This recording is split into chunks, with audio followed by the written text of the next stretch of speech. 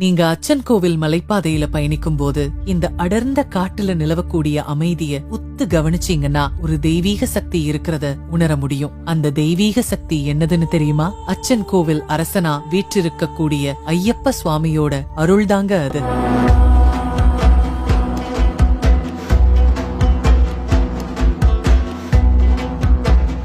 சபரிமலை ஐயப்பன் கோவிலுக்கு அடுத்து பிரசித்தி பெற்ற கோவில் தான் அச்சன் கோவில்ல இருக்கிற ஸ்ரீ தர்மசாஸ்தா கோவில். ஐயப்பனோட படை வீடுகள்ல இந்த கோவிலும் ஒண்ணு. சபரிமலை மாதிரியே இங்கேயும் 18 படிகள் இருக்கு. மத்த ஐயப்பன் கோவில்கள்ல பிரதிஷ்டை பண்ணும்போது வைக்கப்பட்ட சுவாமி சிலைகள் இயற்கை பேரழிவு உள்ளிட்ட காரணங்களால சேதமடைஞ்சு அப்புறமா புது சிலை மாத்தி இருக்கிறாங்க. ஆனா அச்சன் கோவில்ல மட்டும்தான் பிரதிஷ்டை பண்ணும்போது இருந்த சிலை அப்படியே இருக்கு. இந்த கோயிலோட தீர்த்தம் பாம்புக்கடி விஷப்பூச்சி கடிக்கு அருமருந்துன்னு சொல்லப்படுது. அச்சன் கோவில்ல மட்டும்தான் மண்டல மகோற்சவ விழா அப்போ தேரோட்டம் நடத்துறாங்க. மற்ற ஐயப்பன் கோவில்கள்ல தேரோட்டம் நடக்கிறது கிடையாது. அதே மாதிரி அச்சன் கோவில் ஐயப்பன் கோவில்ல அனைத்து வயது பெண்களும் தரிசனம் பண்ண அனுமதிக்கப்படுறாங்க. இப்போ அச்சன் கோவில்ல மண்டல மகோற்சவ திருவிழா வெகு விமர்சையா நடந்துட்டு இருக்கு. வர்ற டிசம்பர் 26ஆம் தேதி வரைக்கும் இந்த விழா நடக்கும். அனைவரும் வருக, ஐயப்பன் அருள் பெருக. அச்சன் கோவில் அரசனே சரணம் ஐயப்பா.